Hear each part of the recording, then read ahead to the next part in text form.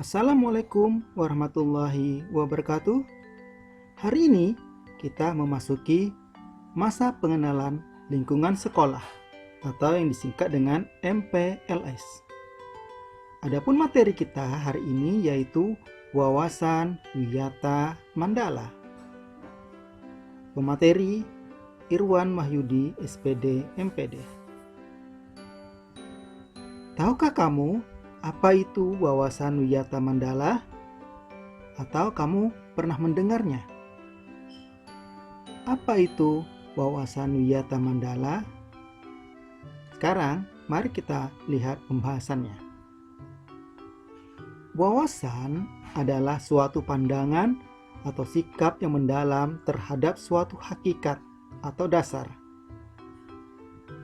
Wiyata adalah pendidikan. Dan mandala adalah tempat atau lingkungan. Jadi, wawasan wiyata mandala adalah cara memandang sekolah sebagai lingkungan pendidikan dan pembelajaran. Adapun unsur-unsur dari wiyata mandala adalah yang pertama ada sekolah, merupakan lingkungan pendidikan. Yang kedua, kepala sekolah mempunyai wewenang dan tanggung jawab penuh atas penyelenggaraan pendidikan dalam lingkungan sekolah. Yang ketiga, antara guru dan orang tua siswa harus ada saling pengertian dan kerjasama erat untuk mengembang tugas pendidikan atau hubungan yang serasi. Yang keempat, warga sekolah di dalam maupun di luar sekolah harus menjunjung tinggi martabat dan citra guru. Dan yang kelima, sekolah harus bertumpu pada masyarakat sekitarnya dan mendukung antar warga. Berikutnya ada sekolah dan fungsinya. Sekolah merupakan tempat penyelenggaraan PBM atau proses belajar mengajar, menanamkan dan mengembangkan berbagai nilai, ilmu pengetahuan, teknologi, dan keterampilan. Sekolah merupakan lembaga pendidikan formal, tempat berlangsungnya PBM atau proses belajar mengajar, untuk membina dan mengembangkan yang pertama, ilmu pengetahuan dan teknologi. Yang kedua, pandangan hidup dan kepribadian. Kemudian yang ketiga, hubungan antara manusia dengan lingkungan atau manusia dengan Tuhannya. Dan yang keempat, kemampuan berkarya. Berikutnya ada fungsi sekolah.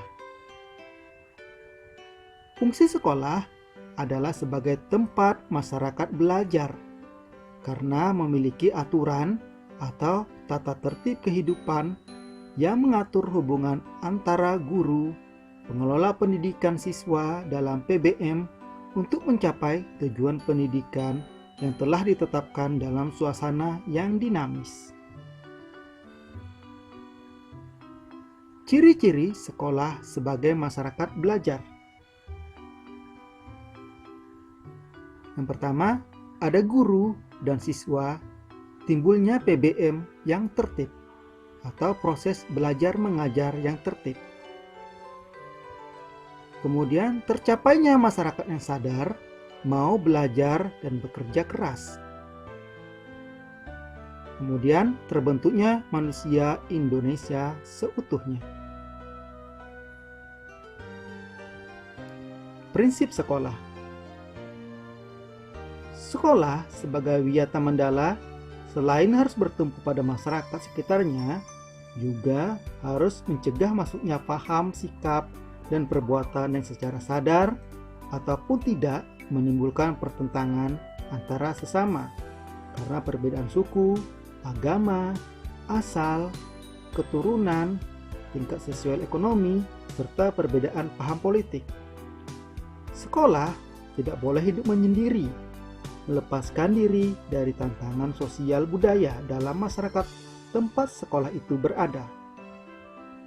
Sekolah juga menjadi suri teladan bagi kehidupan masyarakat sekitarnya, serta mampu mencegah masuknya sikap perbuatan yang menimbulkan pertentangan.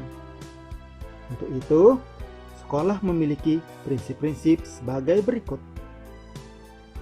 Yang pertama, sekolah sebagai wadah lembaga yang memberikan bekal hidup.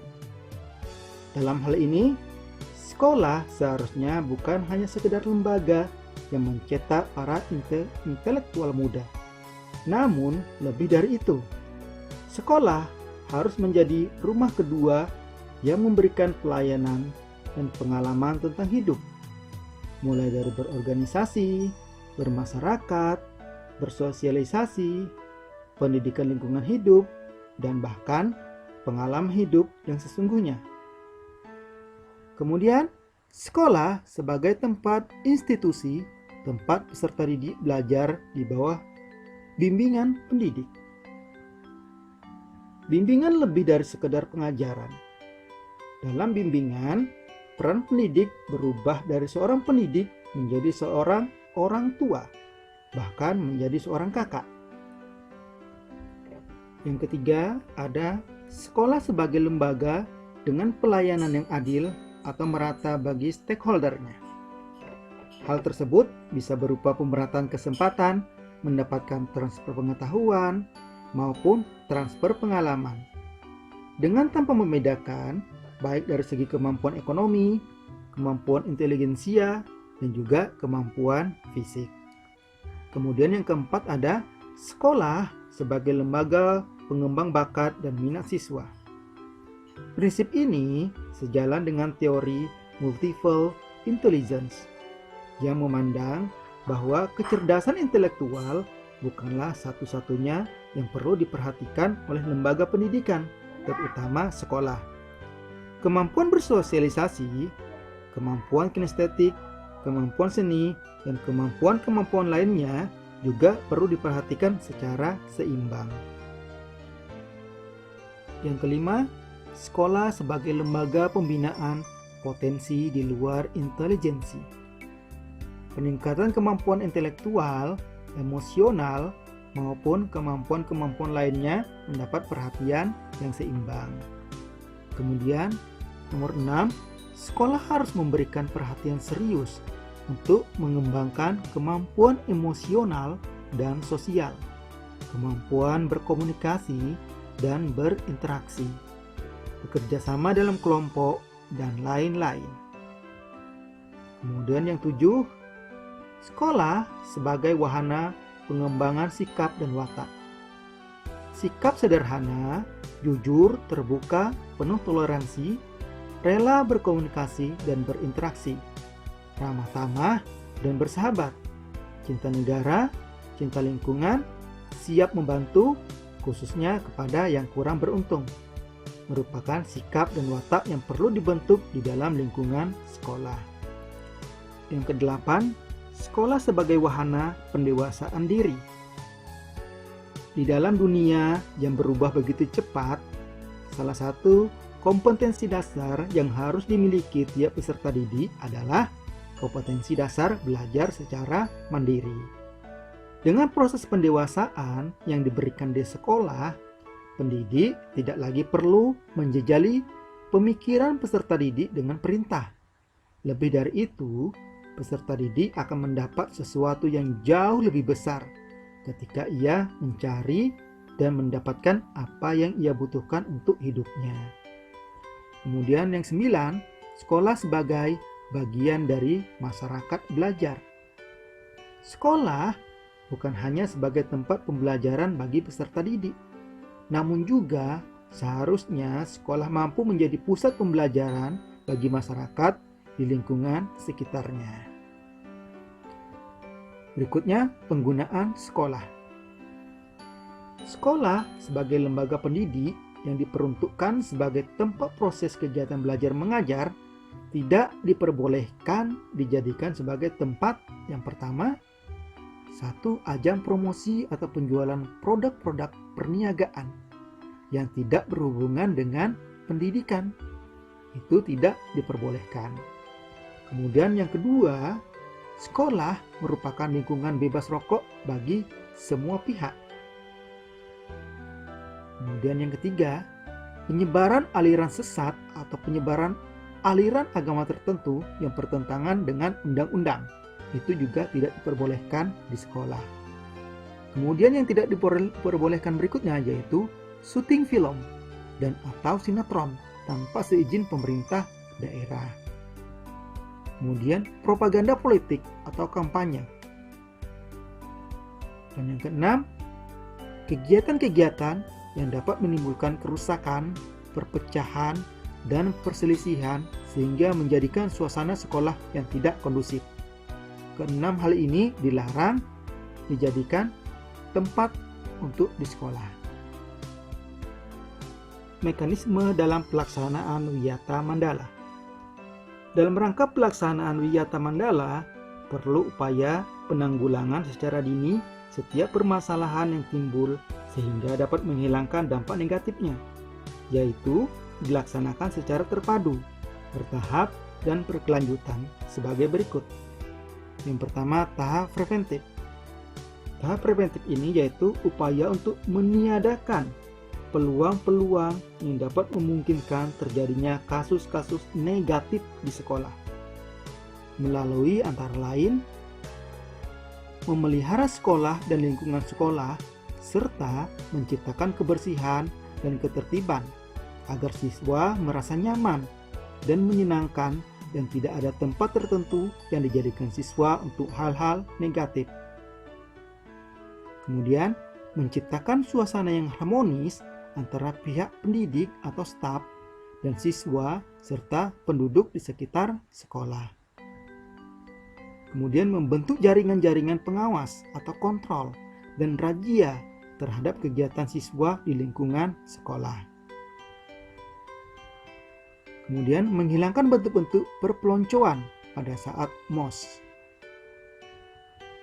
Kemudian meminimalisir keterlibatan kelompok maupun perorangan dalam kegiatan sekolah. Kemudian mengisi jam-jam kosong dengan pelajaran atau kegiatan ekstra lainnya. Kemudian meningkatkan kegiatan ekstrakurikuler pada masa awal atau akhir semester dan masa libur sekolah. Dan yang terakhir, peningkatan keamanan dan ketertiban khususnya pada saat berangkat atau usai sekolah.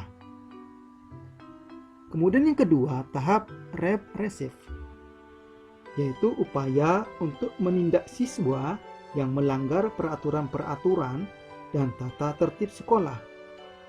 Upayanya adalah seperti berikut ini. Mendamaikan para pihak yang terlibat perselisihan berikut orang tua atau pendidik pembinanya.